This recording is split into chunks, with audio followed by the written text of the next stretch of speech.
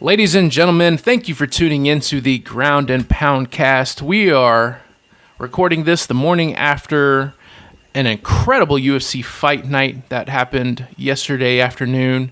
It was nighttime in Paris. It was daytime here in the States. We got to see UFC Fight Night in Paris. Imavov versus Borralho. I have a hard time saying his last name. Caio. I just call him Caio. His first name's easier. It's 4 letters. But it was an incredible UFC Fight Night. I've seen pay-per-views that I paid good money for that weren't as exciting as this one. What were your thoughts on these fights overall, Rick? So I had my mom over, and so I did not watch the prelims, but the prelims had a finish in every single fight. And so I know that was exciting. I know you have some thoughts on that, but as someone who watched the main card, I enjoyed it. We saw, a few different finishes, a few different interesting endings. We had a buzzer beater yet again, which I don't know. It seems like we're having buzzer beaters almost every weekend now. That's different and enjoyable, but I enjoyed it. I thought the card was exciting. So I guess we could just go ahead and jump right into it. Yeah, this card actually set some records. I saw this after the fact. I was kind of reading up on it.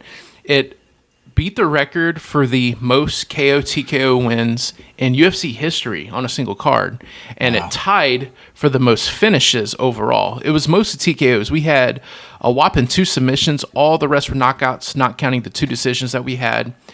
And it started off with a women's fight, a women's MMA fight that had some good back and forth grappling exchanges that ended in a rear naked choke, and that was really fun to watch. Me as a jiu-jitsu guy, I love seeing this stuff like that.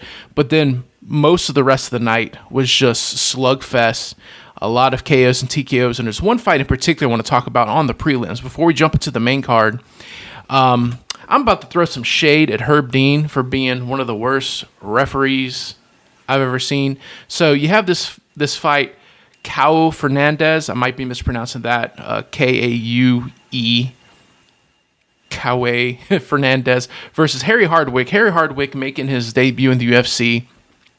And Fernandez just destroys this dude's leg. Not just one leg, both legs. He was throwing leg kicks on both sides, but in particular, he was landing, I think, more on his left leg. So he's throwing his right kick, but he landed some on the other leg as well. He basically chopped his legs out from under him, and within 2 minutes of the first round, it was over. The problem I have with this finish is it should have actually been stopped a lot sooner. There's several times where he took him down with leg kicks, and the dude was having a hard time getting back up. And Herb Dean was walking up to him like, hey, you got to stand back up. You got to continue and fight. If you have to do that, the fight should be over. Wouldn't you agree? Absolutely. I mean, that's the whole point. That's what a TKO is all about. If you can't continue, the fight must be concluded. I understand that you want to stand them up because fans like action, and of course Dana's trying to push that, but at the same time, if you're unable to continue in any way, shape, or form, that's a wrap. It should be done. Right. If you're not willing to continue or not able to continue, if you're struggling to get back up, then it should be over. And a lot of credit to Fernandez here. I think he could have been a lot meaner if he so chose to and just jumped on him and destroyed him. He could have. There's a few times where still standing, he landed some nasty leg kicks where the dude started limping. It was kind of hopping around on one leg, like not able to continue. And he was looking at the ref like, hey, are we going to stop this or what? He was actually showing a lot of restraint. And I know there's a lot of bloodthirsty fans out there that are like, no, you need to go for the kill every time. I get that to a point, but I still think there's a lot of credit to be given to fighters that actually show that level of professionalism where you don't want to go overboard with things. So I actually give Fernandez a lot of credit for that, but a lot of discredit to Herb Dean for letting it continue as long as he did. This dude actually had to get wheeled off on a stretcher after the fight. He couldn't leave of his own accord when the fight was over because his legs were just absolutely destroyed when it was all said and done. I think it was one of the worst performances I've seen by Herb Dean, honestly, ever. And I've been watching this guy for literally decades, and he's had a lot of pretty bad calls, some questionable calls. There was another call on this card. I can't remember exactly which fight it was. I think it may have been one of the main card fights. I have to go back and look. But there's one where it was like a tad on the early side, and I saw a lot of people complaining online, complaining that, Herb Dean stopped it too early. I'm surprised more people weren't complaining about this fight with the leg kicks. I think he stopped it too late. And early stoppages are frustrating, but late stoppages are dangerous. There's a difference. Absolutely. And I mean, when you look at it, like the oblique kick, it's the perfect example, right? I mean, yeah, you can win and it's a successful technique. But at the end of the day, these are people's livelihoods. So you want to go out there and win, but you also want to be able to compete again, which is why I think something like an oblique kick should be banned. I mean, yeah, it's effective, but at the end of the day, are you trying to watch these guys fight more? Are you trying to end this guy's career? I don't think most of these guys go out there with the intentions of ending one's career. I think they go out there with the intentions of winning, and then in a few months, they both get back in the octagon and fight somebody else. So when you stop it too late, I mean, you are putting that in jeopardy, and that's why that would be so questionable. I unfortunately didn't get to watch it, but I echo that sentiment. I mean, it is frustrating sometimes when you have those early calls, but again, do you want to see the guy compete again? And that's what you got to ask yourself when you see that type of stuff. Yeah, absolutely. So the rest of the prelims were actually really good fights. If you have a chance to go back and watch them, I'd highly recommend it. The fight after this one was the only heavyweight fight of the night, and of course it ended in the first round knockout, as heavyweights tend to do. And what's funny is one of them apparently trains or is good friends with Tom Aspinall. Tom Aspinall was in the crowd. You know, he's got an upcoming fight with Cyril Gane, who is from France, and this fight took place in Paris. So a lot of times the camera would pan over to Tom Aspinall, and then the one guy who won the heavyweight fight, who's friends with Tom Aspinall, actually gave a shout out to Tom Aspinall, giving him, you know, credit for training with him. And every time the cameras went on Tom Aspinall or the guy mentioned Tom Aspinall, all of Paris just started booing very, very loudly. And that really surprised me, hearing all those boos. I didn't realize that there are that many John Jones fans in Paris. That is interesting. I was going to ask you about the Tybura fight because he's a 39-year-old guy who's had a lot of big wins. He's also lost to a lot of people that are pretty suspect. So he's kind of one of those up and down fighters. I've never heard of this Elijah guy, if I'm saying it right, Ante Elijah, but I was curious to see how that. So it was a first round knockout. It shows here. Was it competitive? Was it back and forth? Was it lopsided? How did that look to you? Man, honestly, I can't remember. There were so many fights. Yeah, they do run together when you watch a whole bunch. Right, because I watch every single fight. Right. And this one, I can't really remember. I can't remember if it was one-sided, if there was some back and forth. I might need to go back and rewatch it. But this guy is someone I have to keep my eyes out for because he's 26-6 with 13 KOs. So, you know, this is someone. I know that there's been a lot of complaints lately that the heavyweight division is shallow, and it honestly is. It's very shallow. Right, and a lot of people are discrediting Tom Aspinall for that, and I think it's unfortunate because I don't think it's Tom's fault. But it still is a fact that you don't have a lot of worthy contenders. So can this guy be someone to add some more legitimacy? I know it's just one guy, but you know, if you have one guy here, one guy there, you can start to build a better heavyweight division. And this guy seems like someone who actually knows to train Tom Aspinall. So I don't know if they're going to want to fight each other, or they might. You never know. We've seen teammates fight before. But you know, I'd like to keep my eyes on this guy. Let me see how many fights he's had in the UFC. This is actually his UFC debut. It was his very first fight. So, you know, hopefully we could see him and maybe some more stars come in. We need some more hungry blood, you know, young blood. They need some young blood for sure. I heard there's only, and this may be outdated at this point, but I heard recently there's only 32 heavyweights on the UFC roster. So if this was his debut, maybe he's 33 or so. But the point remains, there isn't a whole lot of guys there. So couple wins can put you in contention. You know, this is a big win against the number 7 guy in the heavyweight rankings. I expect to see a ranking by his name next time they get updated, which I believe is Tuesday. And so, you know, you go out there, maybe he fights Derek Lewis, for example, some big name. If he were to win another fight against a top 10 guy, he's going to be right there in contention. It's just that quick you can jump up in that division because it is so shallow. Right. And I guess it's a good thing if you're an up-and-comer, but it's a bad thing as a fan when, especially as someone who's an old school fan like me, we love seeing knockouts, and heavyweight division is all about the big dudes trying to take each other's heads off. So the heavyweight division should, in theory, be one of the most exciting divisions, but lately it hasn't been. So I think we need some more people like this, and hopefully some other people that could come in and really shake things up and make things interesting in heavyweight. Because right now, you basically have Gane and Aspinall or have a fight coming up, and then beyond those two, does anyone even care about the rest of the top 10? You have guys that people enjoy, like Derek Lewis you just mentioned, but like we know he's not, you know, champion level. He's a fun journeyman, but he's the classic, he has a puncher's chance type of guy. Yeah, he can knock you out, but if you fought 10 times, and he fights an elite fighter, an elite mixed martial artist, not just a guy who's going to stand and bang. How many of those contests does he actually win? That's the question. You got Aspinall gone and maybe Jalton Almeida. Past that, like the rest that's of the top really 10. it. Right. Yeah, I mean, you have other guys who are still worthy competitors like Volkov and Blades, but like, you know, they've already had their shots at the champ and things didn't work out well for them. I mean, you could say, well, Blades won in 16 seconds, but that was a fluke injury. I don't know if that really counts, but it really is a shallow division, and hopefully we can see things get, you know, livened up with some more young blood like this. But let's move on to the main card. Sure. So we got this first fight, Gomez versus Ruchala. I'm probably mispronouncing that. By the way, for people listening, there are so many, like hundreds and hundreds of fighters in the UFC, and a lot of them from a lot of different countries. So we're going to butcher some names, so forgive us in advance for it. Be prepared. So, yeah, we're going to screw up a lot of names. We're not all Bruce Buffer where we get time to actually listen to him say the name and prepare it and say it like a professional. So, and we're not Uncle Chael where we butcher it on purpose. It's just going to happen naturally.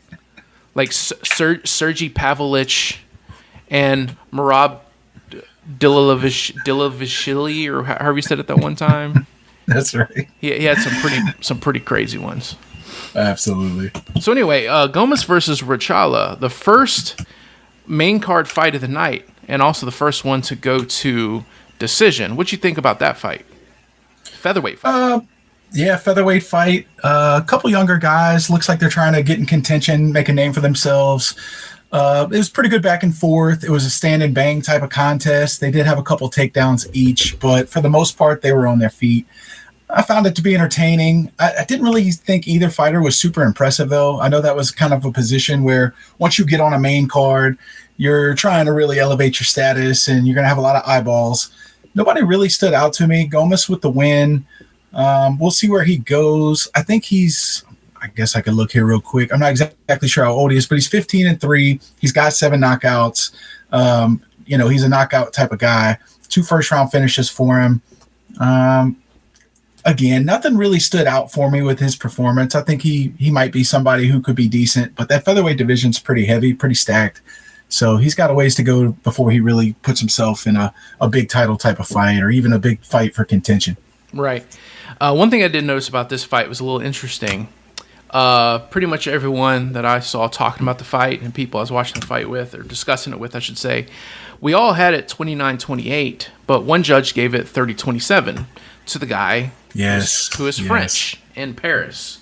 Do you think we have some biased judging? Now, I actually researched this. They weren't French judges. They're judges that work for, I guess, the Athletic Commission or whoever. So they weren't from France, but I almost wonder if like they're kind of purposely giving a little more leeway to the hometown crowd on purpose. I'm not much of a conspiracy theorist, but I've seen a few, not just on this Paris card, not just French cards, but in general, where like the judging tends to heavily favor the hometown people. And I wonder if that 30-27, that 130-27 judge ruling was indicative of that. What you think about that? Yeah, I've heard stuff like that before. I've seen cards where they've actually removed refs after they've shown their cards. There was a fight in Australia, and they had Tai Tuivasa was given like a 50-45, and he was getting destroyed. I forget who he was fighting against, but it was so bad. Everybody else had like 49-46 for the other guy, and it was 50-45 for him. They actually pulled him from the card. He was no longer allowed to judge any remaining cards. That is nuts. It's happened before, but I think they take great pride in it not being biased. These are sanctioned fights, so these refs aren't affiliated with UFC. And I think that's a good thing to do because, of course, you don't want to have that too intertwined. Then the conspiracies will run wild. But there are times where you're like, what is he seeing? Is there money in his pocket? I've heard Rogan say this before, but I completely agree. Why do we have 3 judges? Why not have 5 judges? Why not make more eyeballs, put more eyeballs on it and give them more power? Because when there's only 3 judges and one of them goes a little screwy, you can mess up the entire, decision. You can ruin someone's career potentially. And so why not have 5, 7, 9 judges, an odd number? I don't really understand why we have 3. I think we need to expand that. How about an even crazier idea? How about we have everyone watching have like a vote in thing, kind of like when they had America's Got Talent or whatever, and you vote on who you think won that one. I'm just kidding. That would be. I mean, it probably wouldn't give us any worse results than we have currently, but that would still be kind of messy. It would just be a popularity contest. Right. Yep. Yeah, John Jones would never win a match if I'm voting. McGregor would still be a champ. Right. All right, so then moving on. Oh, by the way, before we get into more of this card, I posted on the official Facebook page for the Ground and Pound cast, which is the only social media that I'm kind of active with currently. I'm trying to work on this as we develop this podcast as we go. I posted our predictions, and pay-per-view fights are usually 5 on the main card. This one and most fight nights we have 6. So we gave our predictions on all 6 fights, and Rick was the winner. He got 4 out of 6 correct. I got 3 out of 6. It's pretty average for me. I'm usually in the 50%-ish range, maybe slightly above or below. So that first fight, I got wrong. Rick got right. And then the next handful of fights, if I remember correctly, we actually agreed on all of them. We agreed on everything except the main event after that. Right. So this next one, we had Sola versus McKee, and I remember this was actually a pretty good back and forth fight. I remember Sola was actually in trouble a few times. He won by TKO in this one, and that was actually a pretty solid fight. All the fights, honestly, on this card were pretty good. I'd probably say the most, I don't even want to say the word boring, but the least exciting fight might have been the main event, and it wasn't even a bad fight. It was still pretty good. So when I say this was a pretty good fight, I'm going to sound like a broken record because it really applies to every single fight. But anyway, this was actually the longest fight on the entire, not counting the main event. It was the longest fight on the card was this one, Sola versus McKee. There's a lot of back and forth in this one. There's a few times where McKee had Sola in trouble, Sola had McKee in trouble, and they went back and forth. And it resulted in a middle of the third round TKO. I really like this fight. These are 2 up-and-coming welterweights. What do you think about that one? Yeah, I thought they both showed a lot of grit. You know, you look at McKee, he lost, of course, but he really impressed me. He's a guy who looked pretty durable, and I think he offers a lot in the fight game. Kind of saw all different aspects of his MMA abilities, but he was durable. That's the thing that stood out most to me. And Sola he's an animal, man. He just kept coming. He kept coming forward. I'm looking here at his strikes, and it looks like he landed over 50% of his strikes, which is incredible. I thought he had really good movement. He was kind of hard to hit, and that's kind of reflected there by, McKee only landed 31% of his strikes. But to see 2 guys just really go into war, go back and forth for, almost an entire fight, there was only a couple minutes left before it was over. Very impressive. Sometimes you see these up-and-comers, and they don't really get going till later. There's butterflies. These guys were going at it from the jump. As soon as they had it start, it was just back and forth. So very, very, very intrigued by that fight. Very intrigued by both of these fighters going forward. But I could see Sola doing big things. Again, he's very polished. That's something I noticed from him. He's crisp with his strikes. It looks like he spent a lot of time on his feet. And so curious to see where he goes. Yeah, and even though he lost, McKee, I think, had his moments as well. And just because a person, loses early on in the career doesn't mean that they're not destined for greatness as well. Sometimes you can see it's a bit of a diamond in the rough situation. I would say even keep your eyes on Reese McKee, because you never know what this guy can pull off later on as he tightens up his game as well, because he had his moments as well. This wasn't a one-sided domination like some of like a couple of the other fights that we're about to discuss in a little bit. Right. So. Yep, I agree. It was a good fight. It was entertaining, and again, I think both have bright futures. And Sola just the way he was able to get in and out and avoid damage. That's the difference. That's why he won. Yep. By the way, I think there's a little something in the air when it comes to electronics. For those of you listening, you don't see us preparing and getting ready to roll out this podcast. This morning, we had some technical difficulties. The site that we link up with to discuss just doesn't want to load right. Then we finally got it loaded. Our audio wasn't popping up right. It took us a while to get all that in sync. And it seems like we're not the only ones immune to that. For those of you that watched this event, you notice that there are several times that the feed through ESPN would just cut out and it would say technical difficulties.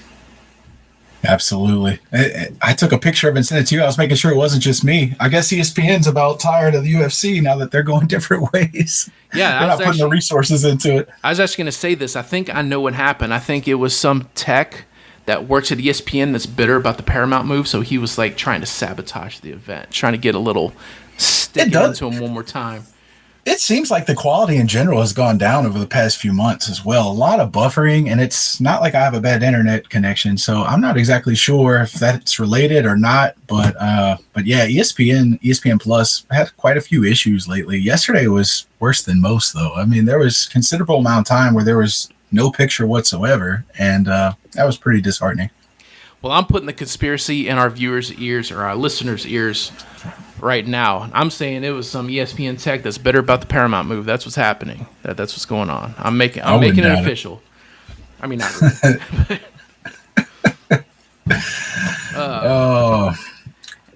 And a couple other things I wanted to mention, being that this took place in Paris. Remember the last time UFC was in France, we had a guy named Brian Battle who had some not nice things to say to the French crowd whenever he was done, and half of the fans really liked what he said, the other half were pretty mad about it. You know, he was actually scheduled to fight a few cards back, and he had fought at welterweight and middleweight. He had missed weight at welterweight, so it's like, okay, maybe you should fight at middleweight. Then the dude misses weight at middleweight by a lot, not by a couple of pounds. It makes me think that, you know, he just didn't take his career seriously. I don't know what you think about that. He popped up not long after that in Dirty Boxing, and now I heard he got signed to the PFL. But I just think it was a huge loss to see Brian Battle just one more time. He'd have been perfect on this card, seeing him, you know, make the Paris fans angry one last time. Well, and of course, we all know the song he walked out to last time he was in Paris, Jay-Z, Kanye West song. I'll leave it at that. So, of course, that agitated the fans, and it would have been great, though, just to see him play heel there. I do question, how do you go from 170 to 185 and still miss 185 by so much? I mean, that really is a lack of discipline that I've never really seen. I mean, you jump up 15 pounds. This isn't like you're going 10 pounds, like, you know, featherweight to lightweight. You're jumping up 15 pounds and you still miss by a significant margin. What on earth is going on there with Brian Battle? I don't know, man. And it really saddened me because I actually think when he does fight, he's very entertaining. He's very skilled at what he does. I think he's pretty well-rounded. He's more of a striker, but overall he's fairly well-rounded. He's fun to watch, and I think he's fun to listen to whenever he does talk on the mic, even if he is being a little incendiary. I think he's still pretty funny. I was actually a fan of the guy, so I think it's pretty disappointing. It is. He would have been the perfect guy to have on this card, but it is what it is. Yep. And moving on with this card, going on to another TKO. A lot of TKOs and KOs on this card, man. Another banger. Man, every fight, just about every fight on this card was a banger. Mason Jones going against Borralho. Yes. Probably another name I've mispronounced, but it's all good. Lightweight fight. Oki jumped on him early. I thought Oki was going to take care of this in the first round. I mean, you talk about exciting. This might have been my favorite fight from the main card, just from entertainment perspective. Oki jumped on him early, was delivering some heavy blows. Mason Jones ate him, and it was impressive. I think most guys would have just went down early. You know, a couple minutes in, he's taking some devastating blows. They were both bloody on the end of this one. Oh, yeah, this was a real war. And so to see that back and forth early on, and it just kept going until obviously Oki lost there in the second. But, man, Mason Jones is a big-time prospect. And, you know, he's 17-2. A lot of people were giving him a lot of hype. So for him to withstand that early storm and come out victorious in impressive fashion the way he did, it looks like he kind of validated a lot of people's suspicions. He's going to be around a while. Oh, yeah. So let's see what his fight record is. Let's see where he's at. He is 17-2. His only two losses were by decision, 8 knockouts, 3 submissions. So he's more of a finisher than a decision artist. It doesn't look like he's ranked currently. Yeah, let's keep an eye on this. But lightweight. So my favorite division personally is lightweight. I think 55 is the ultimate match when you have power and speed. I just love it. I think that's the most entertaining and, in my opinion, the deepest division of them all. So if you're not ranked and you're a lightweight, it doesn't necessarily mean you're not elite. It's just when you go through that division, it's killer after killer after killer. So no shame in that. He's definitely a guy to watch. But whenever you get a 15 or lower next to your name in that division, you are truly one of the best on earth. Absolutely. This was probably the most exciting fight of the night. Maybe there's one other that we'll get to in a little bit. 2 fights after this one that I think gives it a run for its money. But when I think about all the fights and how exciting they were, this one, just when it comes to the back and forth war they had, I mean, those first 3 fights on the main card all had some good back and forth action, but I think this one, they were really going at it. And it only lasted 2.5 rounds. Right. I'm sorry, 1.5 rounds. It was Yeah. a little bit over halfway through the second round, but it's crazy in that short amount of time, just the amount of damage these two dished out on each other. It was really impressive. This was a really fun fight. It was. I highly recommend, if you missed it, go back and give that one a check. It's worth it. Absolutely. If you are going to take the time, like if you have the time to watch this whole card to include the prelims, dude, watch them all. There are no bad fights. There is 0 bad fights on this entire card. Like I said, I think the weakest fight was still decent. It was still pretty good. And then all the rest were absolute bangers. But if you are short on time and you only want to watch a few, Jones versus Oki, put that one on your list. There's a few others that we're going to put on the list, but put this one on your list. Also put Solo McKee on your list. Both of those for sure. Absolutely. And then the next fight of the night, you mentioned buzzer beater. This is the ultimate buzzer beater. Like, we've seen a lot of buzzer beaters are like 459, 458. The next fight, you have Modestas Bukauskas. Another name. Very good, sir. I think you did it. Right. I think you got it right. Man, I think you did. These names are tough. And Paul Craig. Paul Craig is a jiu-jitsu guy. I'm a jiu-jitsu guy. I love jiu-jitsu guys. But Paul Craig does that style of jiu-jitsu that he could catch really good people. I mean, he has a win against Ankalaev, for example, the current champion at light heavyweight. And he has a win against Jamal Hill, a former champion at light heavyweight. This guy's fought at middleweight and light heavyweight. He has a really good guard game, but it's something you could sometimes catch people with, but it's not something you could use consistently to keep fighting at a high level. It's one of those styles where you could catch anybody on the right day, but you'll never be able to keep up that pace for long. And that's why Paul Craig has always been a fairly decent journeyman who can sometimes catch really good people. But this fight here showed what it's like whenever you're a pure jiu-jitsu guy who wants to do nothing but bottom game. You want to do guard. And there's nothing against people that play guard. I personally like a top game myself. But when you're in MMA and your only strong suit is just being on bottom, pulling guard, and trying to set up triangle chokes, you're just going to get hit a lot. And that's what happened here. Modestas Bukauskas just had him on his back. Paul Craig was just very comfortable with being on his back. And then Modestas just rained down some of the nastiest elbows. And then you talk about buzzer beaters. This wasn't like he hit him and then the bell. It was like you heard the impact of the elbow and the buzzer simultaneously. And that elbow was so loud that it almost drowned out the sound of the buzzer with how loud it sounded like a baseball bat hitting a slab of meat. It was the most disgusting sounding elbow I've ever seen.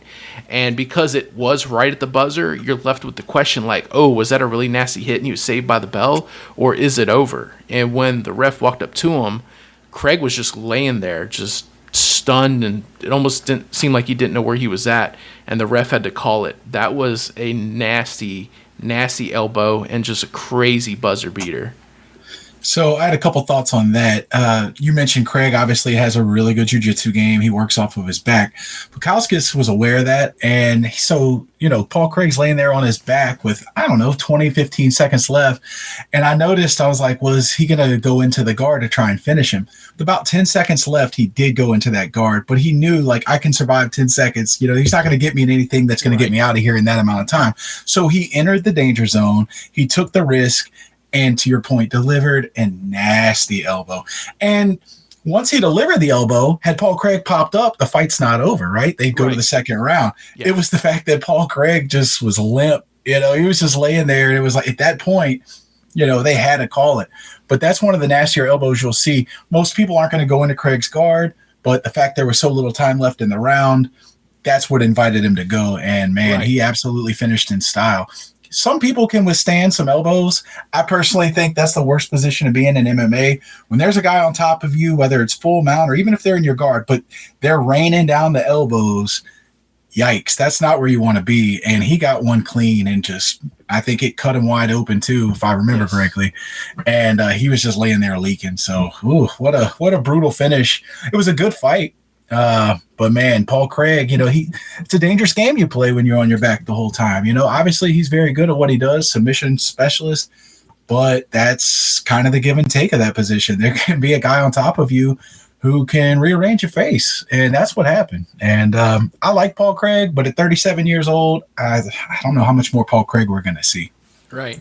And for those of you that didn't see it, he retired after this match. I didn't know if... That's right. Yeah. That's right. He sure did. He put the gloves down.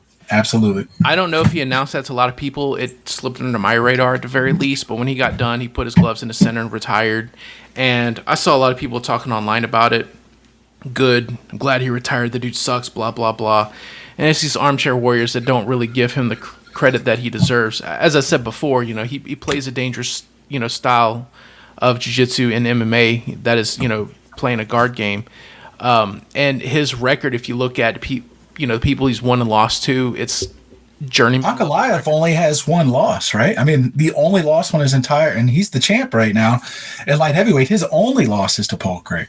Is that true? Let me. I believe so. We can verify it, but I believe he only has the one loss, and that has to be the guy. I could pull that up. Only take me a minute. Now I'm gonna have to look it up too. Let's see, Magomed Ankalaev. Yeah, Triangle choke. This dude. So I want to give Paul Craig his flowers before he goes. So actually, yeah, he has one loss. He has two no contest. Ankalaev, that is, has one no contest against Johnny Walker, a draw against Blachowicz, and a loss against Paul Craig.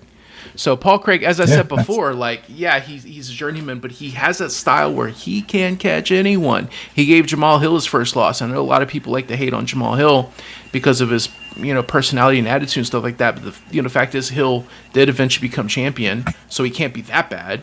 Even if the division was a bit shallow at the time, he's still competing against the best that the division has to offer. Paul Craig is a win against him. Paul Craig, as I said before, not the kind of guy that could be consistent at a high level, but he has just enough skills where he could be dangerous to anybody if in the right position. So I give him his flowers. He holds the record for the most triangle choke wins in UFC history. And the triangle choke, in my opinion, as a jiu-jitsu practitioner, I think is the slickest submission that exists. I don't have too many under my belt, in the gym. Very few. I could count on one hand. It's not an easy submission to set up, and to be able to do that when people are trying to punch you. He is a lot of skill. I would actually like to see him, even though he's up there in age, and age is a big factor when it comes to combat sports, I would like to see him get into just focusing maybe on jiu-jitsu competition. And now that would be exciting. There. Yeah. So people are going to talk a lot of trash, but at the end of the day, he did have a lot of skill. He did get his face rearranged, as you said, in this fight. But the man still has a lot of skills. He's still done a lot. So kudos to him on having an exciting career. He did have some pretty good fights. He also had some that were not so exciting. He was not a good striker. He got outstruck by Bo Nickel, who doesn't have striking. Yeah, that's a tough look. Yeah. But it is what it is. I think at the end of the day, he knew what he was good at, and he worked it fairly well. Gave some good fights. So I wish him the best. I hope he continues to do something maybe in the jiu-jitsu scene. I would love to watch that myself. Wouldn't be surprised if he did, because he is excellent with the jiu-jitsu, of course. Absolutely. Now we're moving on to the co-main event of the night, and maybe my favorite performance of the night. I don't know if it's my favorite fight, because for it to be like my favorite fight, it has to be a lot of back and forth. But if you want to talk about my favorite performance, just one guy looking like a star, you got Benoit Saint-Denis, or Benoit Saint-Denis, as people that don't know how to pronounce French names would say, going against Mauricio Ruffy, as us Americans would say, Mauricio Hoofy. Right. Benoit Saint-Denis versus Mauricio Hoofy.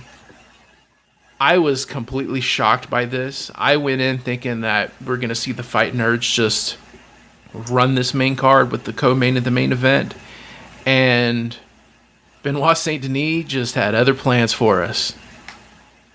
Man, speaking of jiu-jitsu, my goodness. So I watched BSD. I was introduced to him when UFC 299 in Miami when he fought Dustin Poirier. And he decided to stand and bang with Dustin Poirier. And we know how that ended, but he did dominate Poirier in that first round. And he was looking excellent in the second round, beating Poirier at his own game. Then fast forward to last year, it was last summer, about September, I believe, may have been just that a year ago. He's in there and he's competing against Manny Moicano. And the jiu-jitsu was on display from Moicano. And I've never seen a man butchered so bad. Benoit Saint-Denis he was putting, different locks, leg locks, triangle, all kinds of different positions. And he just looked outmatched. So I didn't really think of him as a jiu-jitsu artist. Yet yesterday, my goodness, he would throw something and then just immediately go for a takedown because he knew he couldn't really stand there with Mauricio Huffy. Yet when he got him to the ground, he was in his own element and he realized there's different levels. His jiu-jitsu was exceptional. Full transparency, I had Mauricio being the champ. I even put it in a little text. Within 2 years, he'll be champ of that division. His stand-up is elite. He moves in a way like Conor McGregor. I know everybody gets tired of hearing he's the next McGregor or this guy's the next McGregor, whatever. I'm not saying that, but just the way he moves, it reminded me of him. He's excellent on his feet, excellent stand-up. We saw the spinning heel kick he had against King Green. I mean, he's a lot of fun to watch, but he just got drowned when he went to the mat. It was impressive. Benoit Saint-Denis took him down over and over again and just twisted him up like a pretzel. Yeah, I remember a performance before he had the Dustin Poirier fight. He had a fight with Matt Frivola at UFC 295. And if I remember correctly, they had some type of military homage thing going on that card. And Matt Frivola is a military veteran of the United States. Benoit Saint-Denis is a military veteran, a special force, if I'm not mistaken, for France. And so they had these two veterans fighting each other, and that was a pretty good fight. It ended with Benoit Saint-Denis winning by head kick, and it was a really good performance. And that's whenever I've seen him fight before, but that's like the performance where I was like, oh, who is this guy? I really have to be on the lookout for him. And then when he got paired up with Dustin Poirier after that, as a Louisiana mixed martial arts fan and practitioner in jiu-jitsu, side note, my coach's coach got his black belt from the same guy that Dustin Poirier got his coach from. My coach and Dustin Poirier have worked together. So he's like definitely a hometown guy for us and someone that doesn't matter who he fights, I'm always going to pick him as the winner when I do my predictions. I'm going to put all my energy towards that. So I had picked Dustin Poirier to win that fight, but I had a little asterisk next to it like, but I don't know, Benoit Saint-Denis looks like he could be a problem. And I remember watching that fight like, oh no, I'm about to see Dustin lose because Dustin was getting worked. And then he was able to make a comeback and get the win. But still at the time, I was like, Benoit Saint-Denis still had him in trouble. And based off what I saw in that Matt Frivola fight, this guy could still be a solid competitor.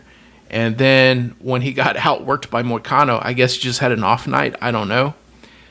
But since then, he has been back on the winning column. His last win was pretty good.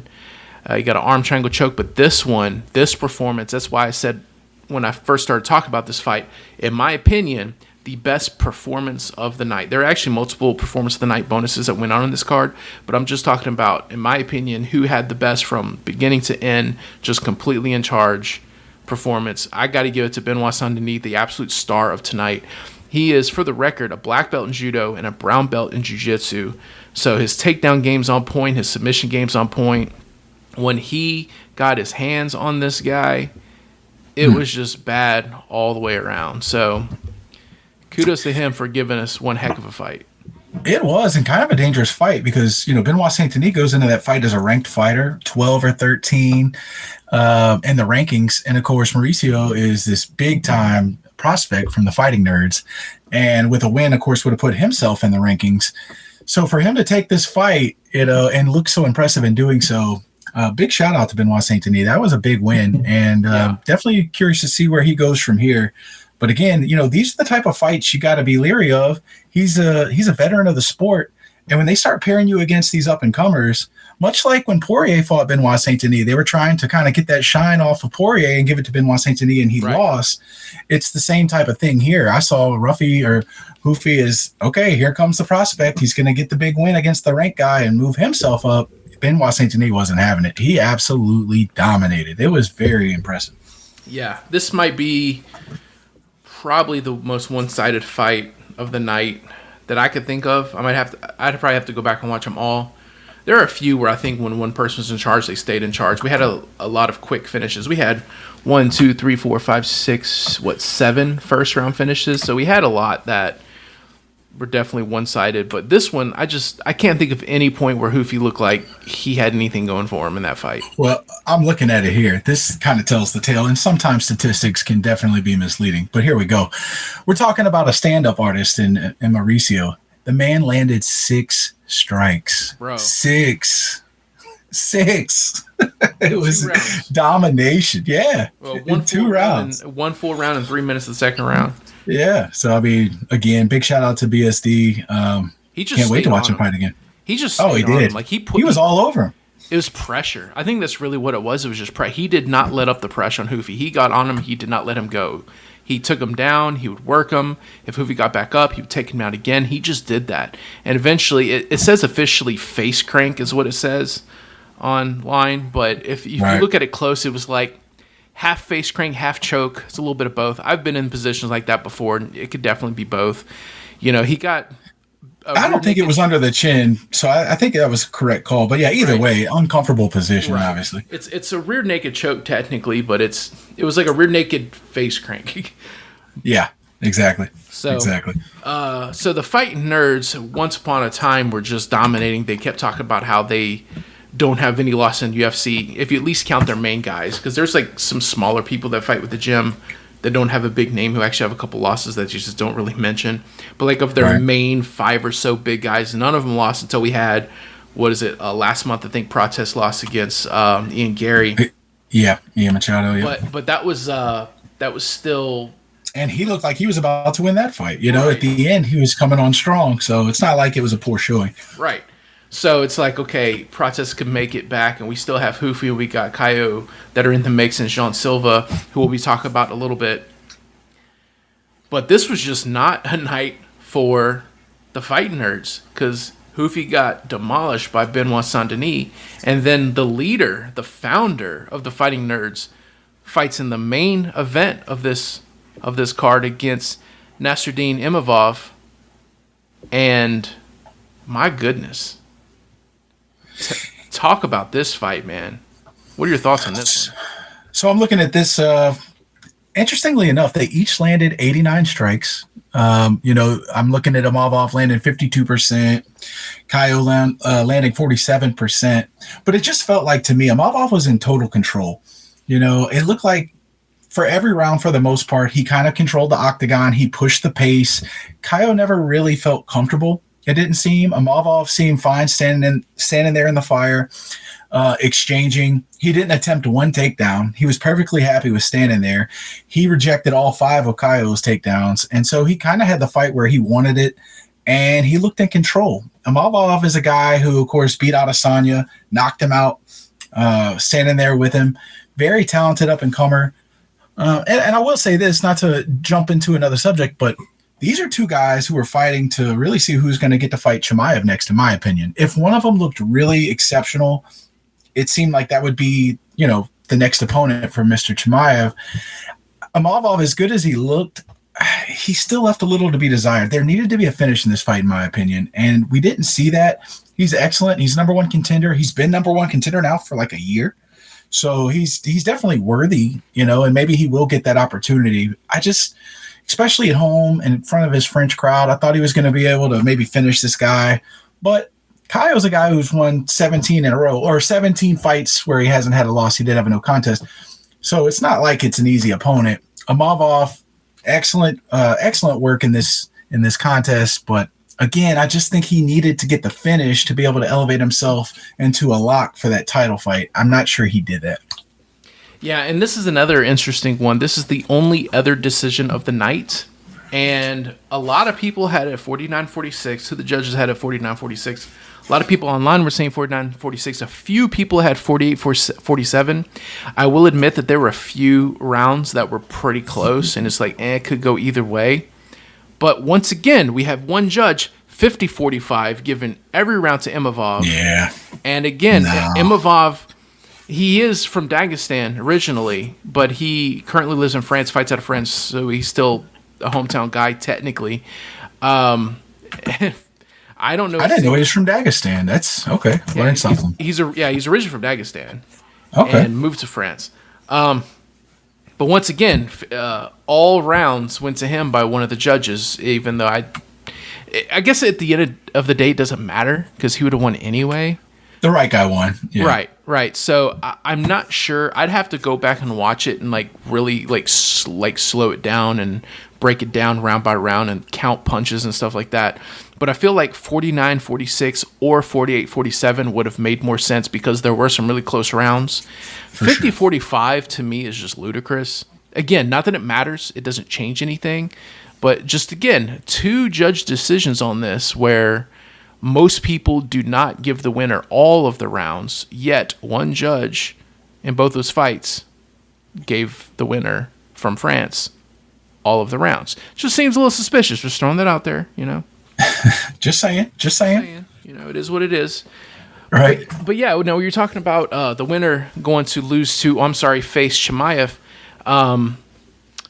Sorry, I got to throw it out there. I just don't see these guys touching Chimaev. No, neither of them. And if they weren't next in line to fight, they would be like next in line. You know what I mean? They're for sure one fight away. At worst, Imavov is one fight away at worst. And he probably, I'll go ahead and just jump into it. He'll probably get the next contest unless Fluffy and Rene de Ritter, unless we see, a big finish in that fight. Because I also believe that's kind of a semifinal fight too. Right. And so if we see somebody with a big finish, something very impressive, I do believe they might get that opportunity. A lot of people are saying RDR is the biggest threat to Khamzat Chimaev.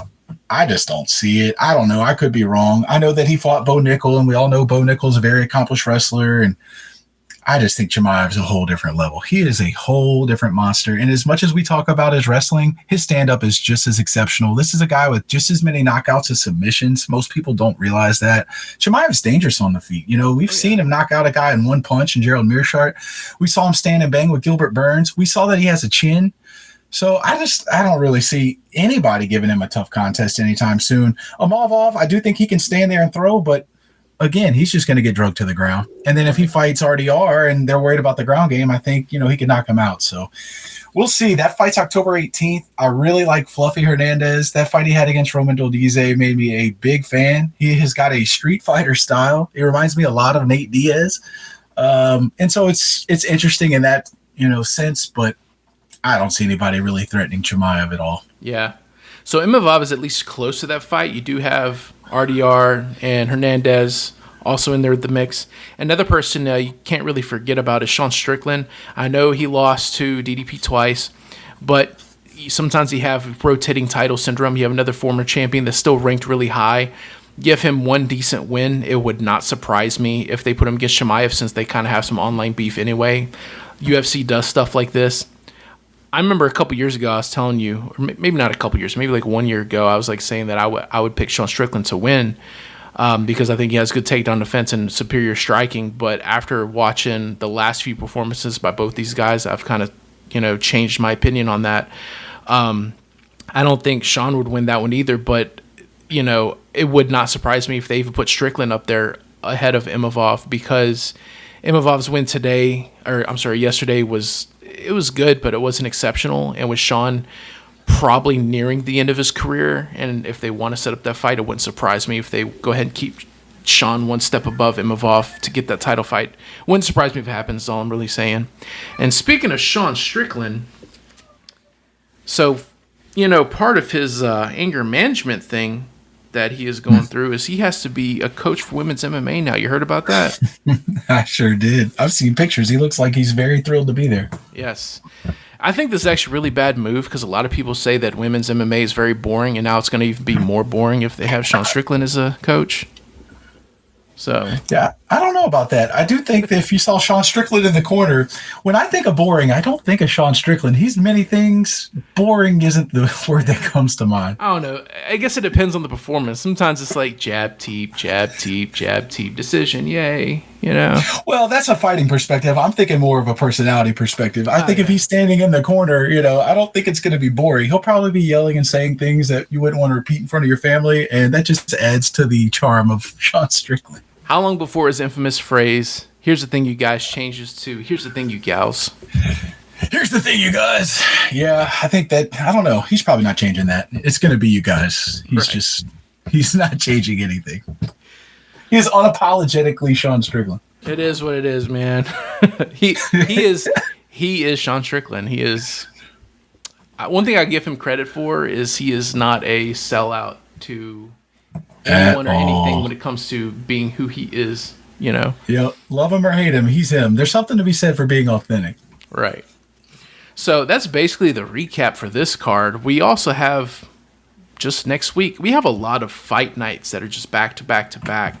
So sometimes we got to squeeze in where we do a recap of one card and go into a preview of the next card, which I have up right here. But before we get into that, I want to give a shout out to a friend of mine that I train jiu-jitsu with. When I started advertising this podcast, I started by just telling all my friends on Facebook and whatnot, hey, check out my podcast. A guy that I train jiu-jitsu with, I had no idea, has a YouTube channel where he discusses MMA events just like we do. He does, UFC event breakdowns, and he'll discuss news and stuff like that. And I've went and checked out his channel since he told me about it, and I really, really like it. And I'd really like for anyone listening, if you want to check out some good YouTube channels as well, where people discuss this type of stuff, go check out Blaine Henry's The Fight Library. Blaine's Blaine. Blaine Henry is a buddy of mine that I train jiu-jitsu with. I've been training with him for maybe close to a year. I'm not sure. But he's one of my fellow big guy practitioners, so we like to train together a lot, give each other that good, strong guy pressure. Blaine Henry's The Fight Library. Look him up on YouTube. Check out all of his videos. He does a really good job breaking down fights. He goes really in-depth into fighting styles and, comparisons and contrasts and whatnot, and he does keep up with news and stuff like that. I think he has a really good mind for the sport, really good at breaking down things, and he is one of the listeners on our podcast, so he's supporting us. We are going to support him. So anyone looking for a new YouTube channels to check out, Blaine Henry's The Fight Library. Speaking of fights, let's talk about UFC Fight Night, Noche, Lopes versus Silva. I got the card up here.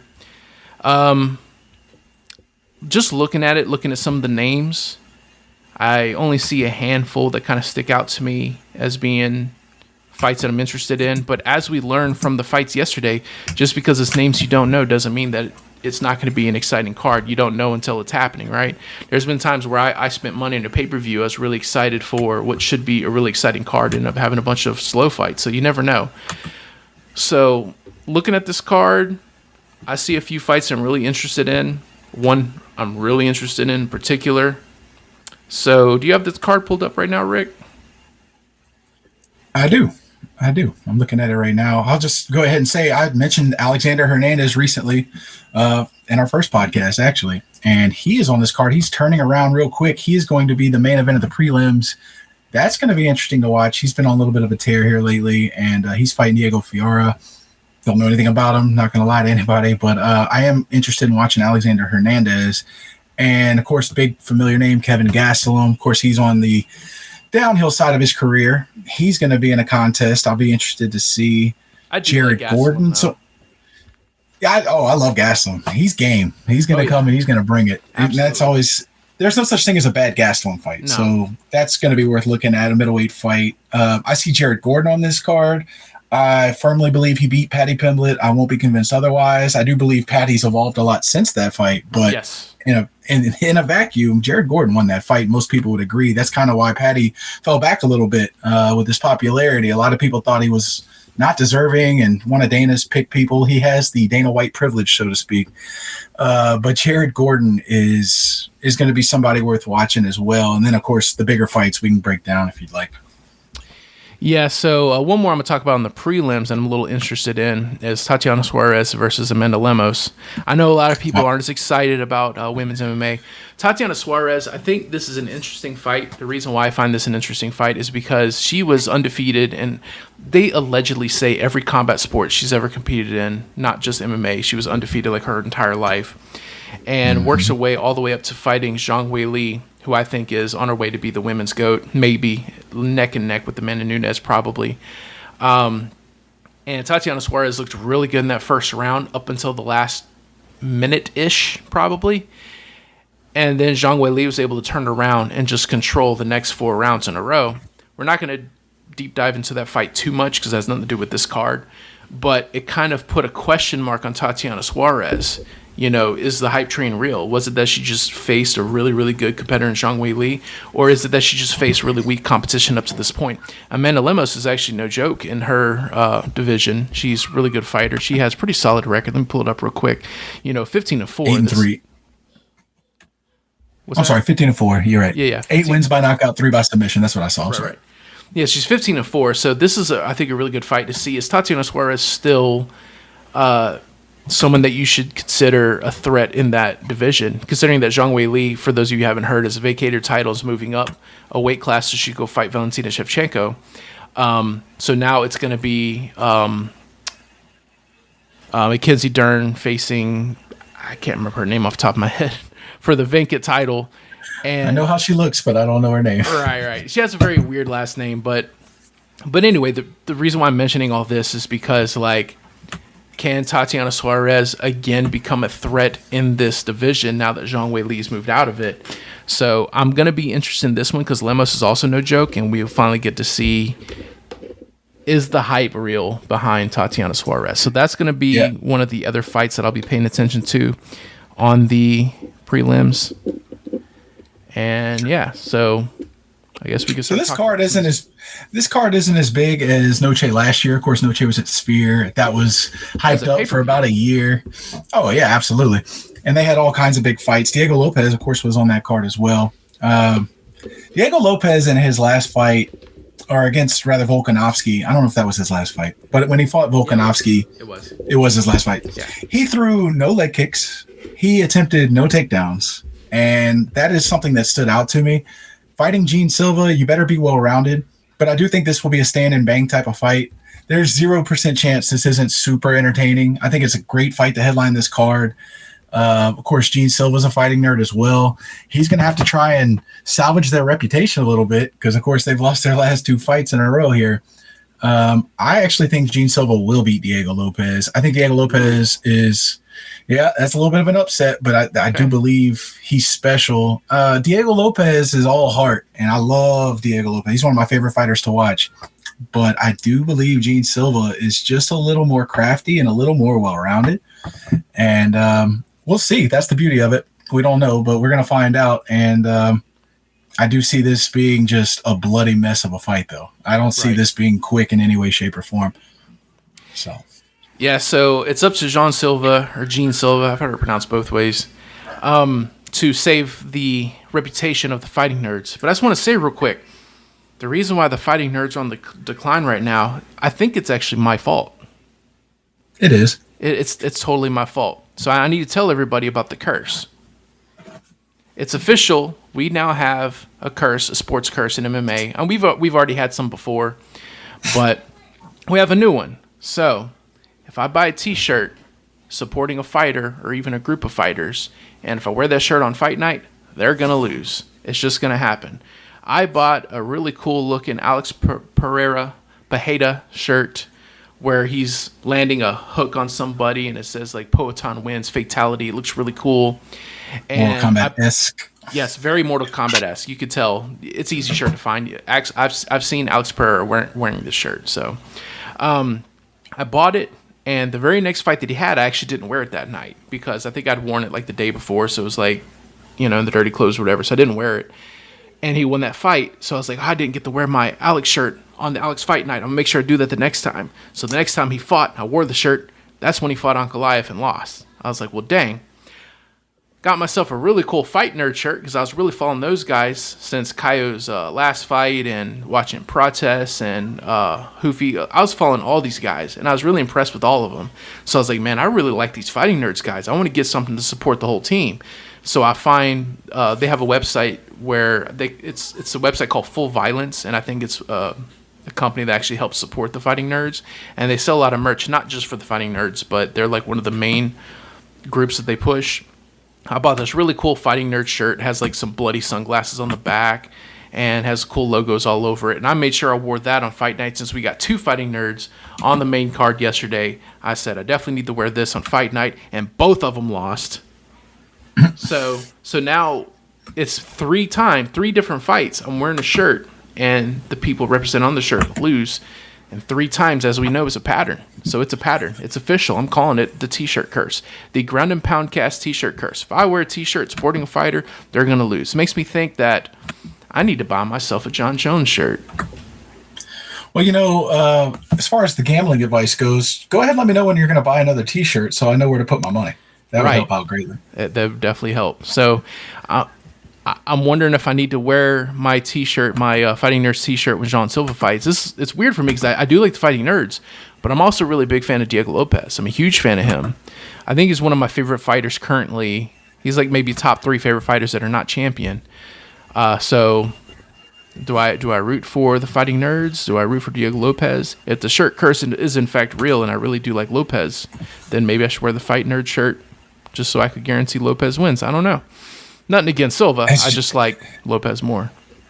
As John Anik always says about Gaethje, your favorite fighter's favorite fighter, I feel like that's Diego Lopes as well. Who doesn't like a Diego Lopes fight? I mean, you're guaranteed fireworks. His haircut leaves a lot to be desired, but he's going to bring it every single time. It's just, there's no such thing, like I said, as a bad fight with him. And Gene Silva, he brings it too. He's got that dog in him, if you know what I mean. Yeah. So we're going to see a battle, man. It's, it's not as big a card as last year, but there's no reason this main event can't be just as good, if not better than any fight on last year's card. So it's definitely worth tuning into, excuse me.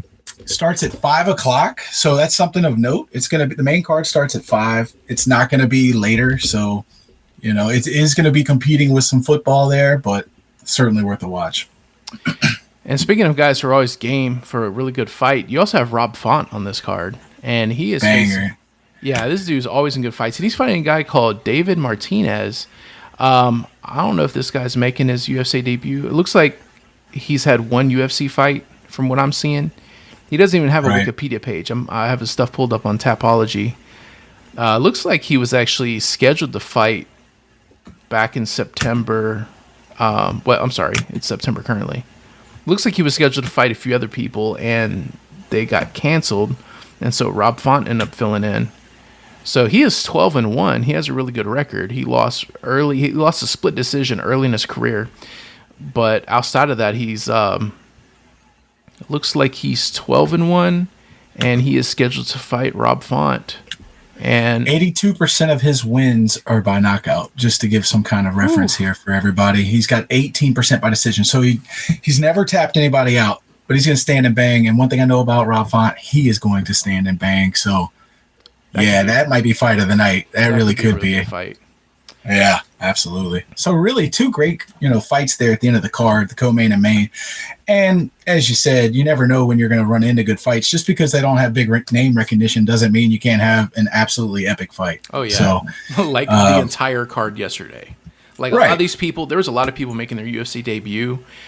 Some people that were just so low ranked that I just hadn't seen them before. Maybe they had fought like once or twice in UFC before. And there are just so many fights. Like, man, who are these people, and why are they amazing me as much as they are? So you never know. And there are times, you never do. And there are times where you get really excited because of 2 fighters that are highly ranked that have put on a lot of really amazing performances in the past, and they end up giving us a snooze fest. You never know. Sometimes it happens. Think about Ngannou versus Lewis. Maybe the worst fight. At least male fight that I've ever seen, as far as action goes. Those are 2 exciting knockout artists that are always throwing down, and it's like they both had an off day.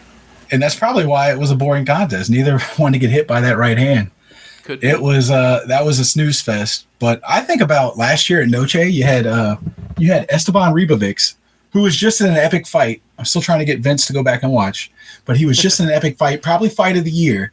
Last year, I think he won fight of the year at Noche versus Daniel Zellhuber. And that was just I was at your house. We watched that fight together. That was an epic fight. And so you just never know when you're going to have 2 guys you've never heard of perform at the highest level for you. Maybe we'll have, I'm sure the matchmakers have put together some fights that maybe we're not, familiar with the names, but as far as the styles are just going to be, must-see TV. I'm just curious to know how Noche went from being such a big event that they put it at the Sphere last year, biggest pay-per-view when it comes to marketing and production ever in UFC history, to a random fight night in the middle of September. Well, here's something interesting to keep in mind, too. I'm kind of putting 2 and 2 together while I'm looking at this. They're starting the main card at 5. You know who else fights next Saturday? It's a boxing match promoted by Dana White, and it's going to start later in the day. Of course, we know that's Terrence Crawford and Mr. Canelo Alvarez, so I guess they don't want to compete against one another. Now, why it's on that weekend, we know Canelo, he's like a huge draw for the Mexican fan base. He's a huge draw for boxing, period. He's one of the biggest absolutely. Yeah, he's arguably the biggest name, but of course he is like the pride of Mexico. And so on a night where they have, Noche, it's interesting that Canelo, who's getting pushed now by Dana White, he's basically going to take that primetime slot. So just something to throw out there of interest.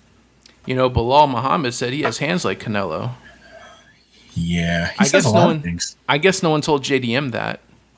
Hey, that JDM fight, I keep saying, that's next month. Yeah, or no, I'm sorry, that's a couple months away. That's going to be at Madison Square Garden in November, but JDM, that Islam JDM fight, I think people are sleeping on it. And to move up 15 pounds, as great as Islam is, that's a big move up. And I don't know if he can keep it on the feet. I think JDM wins if he can keep it on the feet, but we'll see.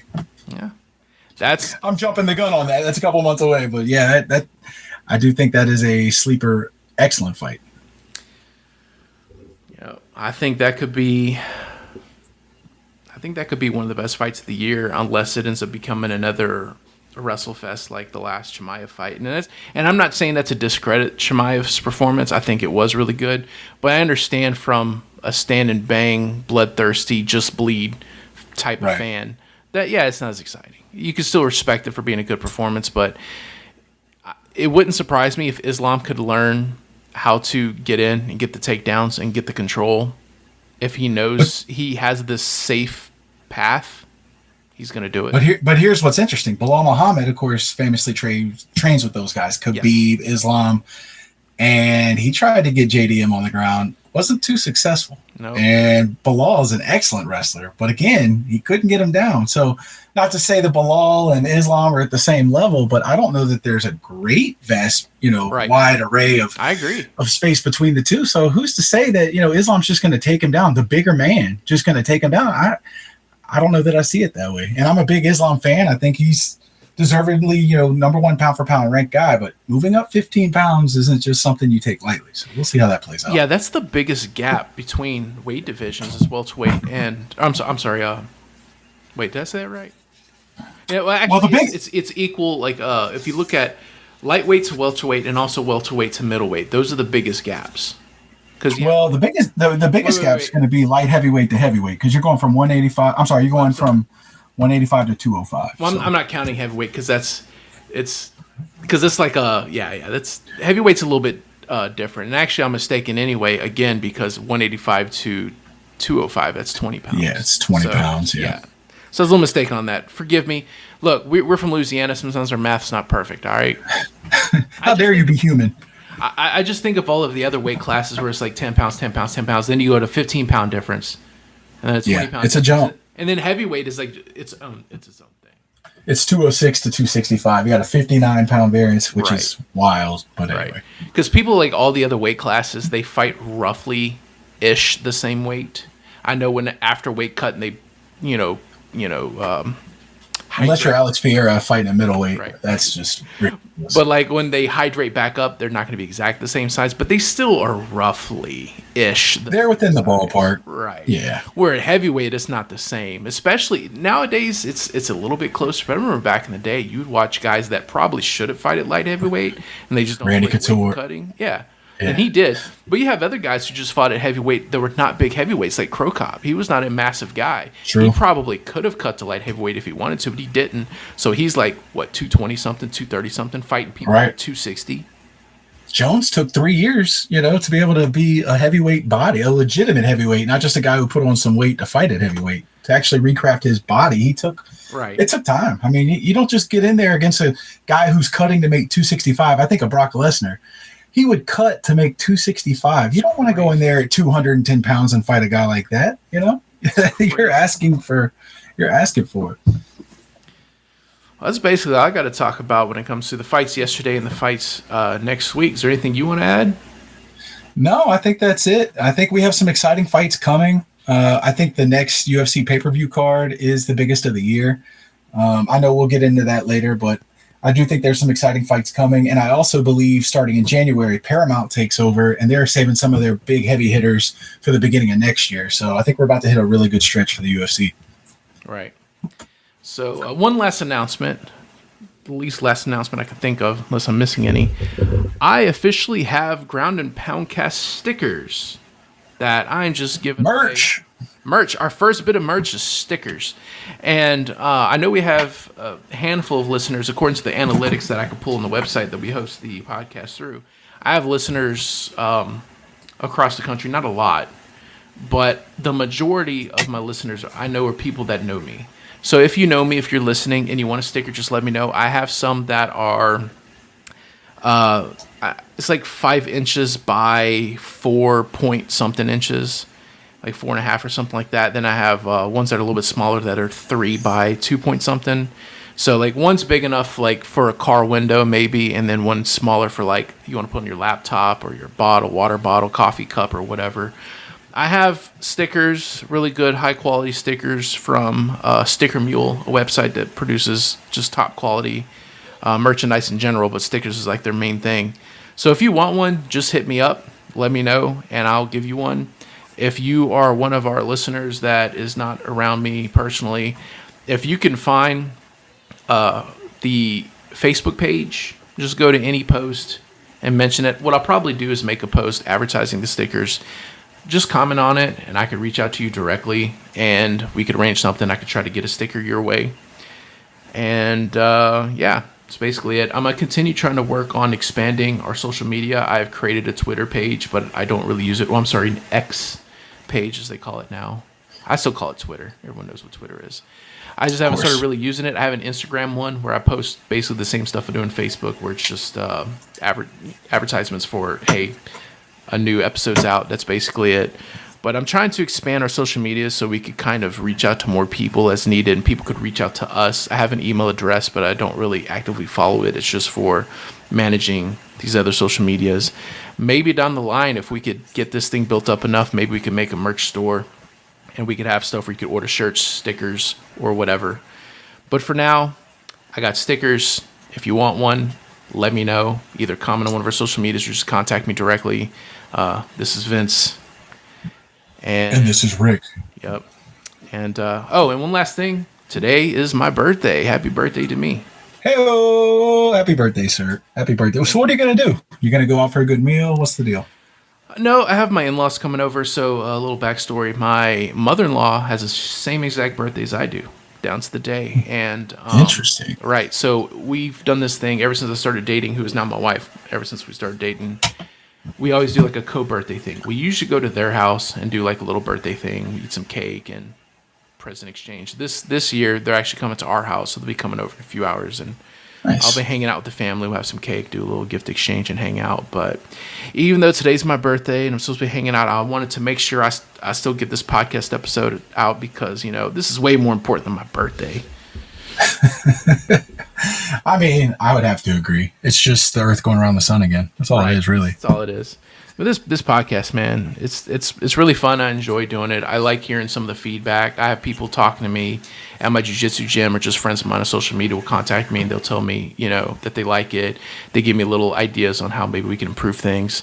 But I really do want to see this podcast grow. For those of you listening, if you could, on whatever platform you're listening, if you could follow, like, rate, review, give us some comments, just let your give us some feedback. Right. Let us know what we're doing right. Let us know what we're doing wrong. We're open to it. Yeah, because, we just kind of dove into this podcast stuff with really no background in it. We didn't really know what we were doing. We're just two guys that are fans that like to have fun. So if you have some constructive criticism where we could build this up and make things even more enjoyable to you listeners, we could definitely do that. We want to make this just a fun place for people to just unwind and hear some, fight reviews, fight previews, and news, and just all that fun stuff. and just build and grow off of that. But we need your help to do that, because otherwise just me and this guy talking, we do that anyway without the podcast. We want this to be more of a community. So if you guys could chime in, give us your thoughts, give us some feedback if you want to interact. I'm trying to work on more stuff on social media where we could get people involved, listeners involved. Maybe I'll create like a Discord channel or something like that, or maybe a group on Facebook, and we could all discuss things as a community, give us some topics we could talk about in the future. Just let this thing grow, just take off and see where it could go. You never know. So get involved. Like I said, rate, review, like, subscribe, tell your friends, do whatever you can to help support things, and we'll just continue trying to make this thing special. Yep. We hope this blows up, and we need you some. Yeah, get you some stickers. Get you some stickers, man. Get you some stickers. I bought some really nice stickers. I'm not charging y'all. If you live really far away and you want me to mail you one, give me like a few bucks or something for postage. But this is not a money making thing. I did this really just to get the word out there, help advertise our brand a little bit, and go from there. Yes, sir. Well, anything else you got, Rick? No, that's it. Like I said, I look forward to breaking down that 320 card here soon with you. And that is just a monster card. So that'll be fun to talk about. And until next time, everybody. All right. So this has been Vince and Rick on the Ground and Pound cast, signing off. See you guys next week as we discuss the results of UFC Noche. Have a good one.